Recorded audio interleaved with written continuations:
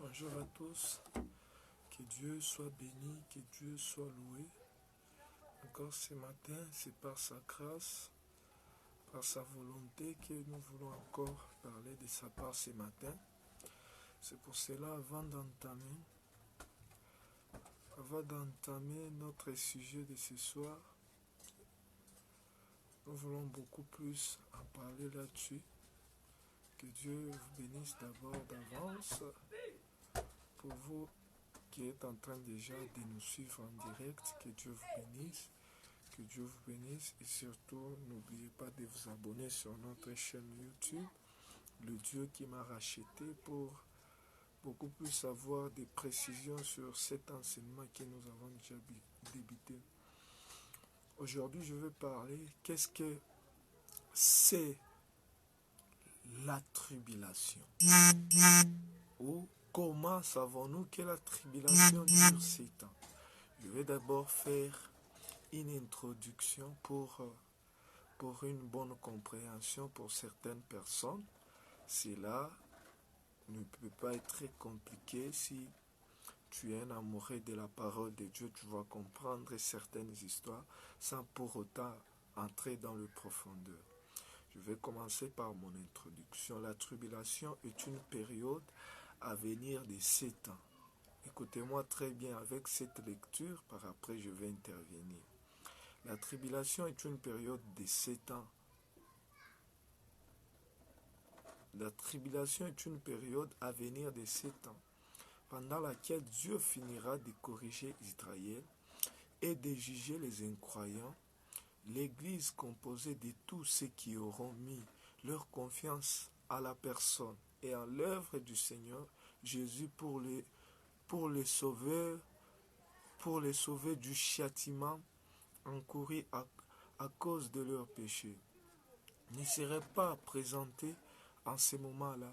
Elle sera enlevée de la terre à l'occasion d'un événement appelé parousie ou enlèvement. 1 Thessaloniciens chapitre 4 au verset 13 jusqu'à 18, 1 Corinthiens 15, 51 en 50. L'Église est sauvée de la colère à venir. 1 Thessaloniciens chapitre 5, le verset 9. À travers la Bible, la tribulation est mentionnée sous d'autres noms, les jours du Seigneur. Ésaïe chapitre 2 au verset 12. Ésaïe chapitre 13 au verset 6. Joël 1, 15, vous allez lire et comprendre. 1 Thessaloniciens aussi 5, 2. Des détresses ou des tribulations. Deutéronome 4, 30. Ou Sophonie, si vous pouvez aussi prendre Sophonie. Sophonie chapitre 1 au verset 1. La grande tribulation qui fait référence à la deuxième moitié plus intense de cette période. Matthieu 24, 21. Vous allez comprendre, donc on est en train de récapituler l'introduction de la tribulation, parce que il y a certaines choses qui doivent être au clair pourvu que les enfants de Dieu ne puissent pas être tombés dans une vente de doctrine quelconque, je ne sais pas. La grande tribulation qui fait référence à la deuxième moitié plus intense de cette période, Matthieu 24 et 21, les temps ou jours d'angoisse. Daniel 12, 1, Sophonie 1, 15. Le temps de détresse pour Jacob, Jérémie 37. Là, je suis en train d'introduire, la tribulation en outre. Dans Daniel aussi 9, 24 à 27. Il est nécessaire pour comprendre les dessins et la chronologie de la tribulation. Ces passages parlent des 70 semaines déclarées contre ton peuple. Le peuple de Daniel et le peuple juif. La nation d'Israël, c'est dont Daniel 9 au 24e verset, vous allez lire, parle est une période prévue par Dieu pour faire cesser la révolte et mettre un terme au péché. pour expier la faute et amener la justice éternelle, pour marquer d'une sceau la vision et le prophète, et pour consacrer par onction le lieu très saint. Dieu déclare que 70 semaines suffiront pour tout cela. Il s'agit de 70 fois 7 ans ou 490 ans. Certaines traductions font référence à 70 semaines d'année. Cet confinement, c'est confirmé par une autre partie de ces passages. Je m'excuse. Au verset 25 et 26 de Daniel, si vous lisez, il est dit que le Messie sera exclu après 7 semaines et 69 semaines. 69 semaines en tout. Après les décrets pour la reconstruction de Jérusalem, autrement dit, le Messie sera exclu 69 fois. 69 fois 70 ans, donc c'est-à-dire 483 ans.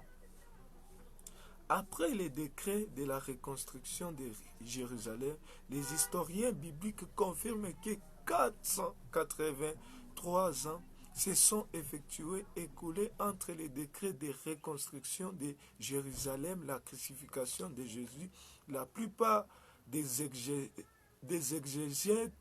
chrétiennes, quel que soit leur point de vue eschatologique sur les événements à venir, souscrivez à cette interprétation des 70 semaines de Daniel. Quand de 483 ans séparant les décrets de la reconstruction de Jérusalem, de la reconstruction de Jérusalem,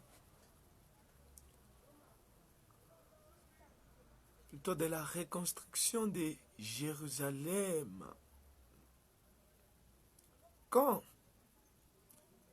le 480 séparera les décrets reconstruction de Jérusalem de l'exclusion du Messie seront écoulés. Il doit donc rester une période de 7 pour l'accomplissement de la prophétie de Daniel 24. Pour faire cesser la révolte et mettre un terme au péché, pour expier la faute amère, la justice éternelle, pour marquer le sceau, la vision et le prophète, pour consacrer par onction le lieu très saint. Cette dernière période de 7 ans est celle de la tribulation, un temps pendant lequel Dieu finira de juger Israël pour ses péchés. Daniel 9, 27, vous allez comprendre. Nous donnons de brefs aperçus de cette période de tribulation de 7 ans. Il imposera une alliance d'une semaine à beaucoup et au milieu de la semaine. Il fera cesser les sacrifices et l'offrande. Le dévastateur commettra le pire mastrucide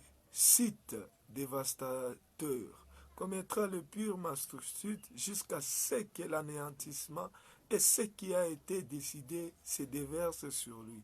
La personne dont parlent ces versets est celle que Jésus appelle l'abomination, dévastation. Dans Matthieu 24, 15, vous allez comprendre. Jésus est en train de dire, donc, lorsque vous allez voir cette abomination dans les lieux saints, donc pour toi qui es en train de lire cette écriture ici, fais attention.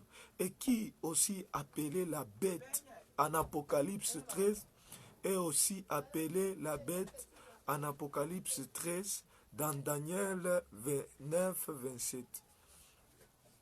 Dans Daniel 9, 27, vous allez comprendre que la bête établira une alliance pour 7 ans, mais qu'au milieu de 7 semaines d'année, 3 ans et demi, après le début de la tribulation, il la rompra et mettra fin au sacrifice. Apocalypse 13 explique que la bête installera une image d'elle-même dans le temple.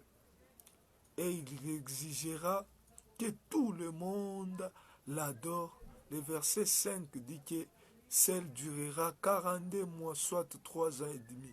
Étant donné que Daniel 9, 27 dit que cela se produira au milieu de la semaine, qu'Apocalypse 13, 5 dit que le culte de la bête durera pendant une période de 42 mois.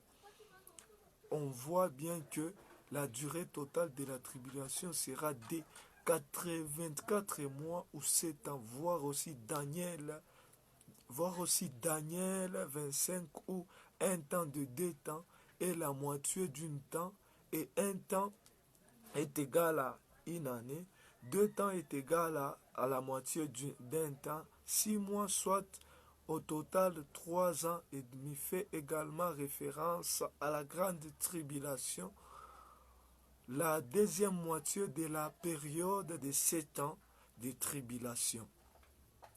Quand à la bête sera au pouvoir, pour de plus en plus informations sur la tribulation, lisez Apocalypse aussi chapitre 11, prenez 11, 1, 2, 3, qui parle de 1260 jours et 42 mois, Daniel 12, 11 à 12.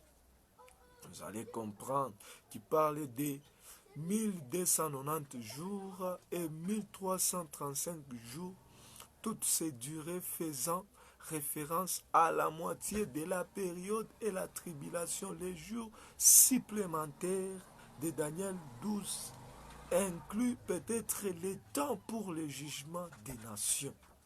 Matthieu 25, 31, 46. Et pour l'avènement du royaume millénaire du Christ, Apocalypse 4 et 20. Bien aimé, c'est ce que j'étais en train de dire.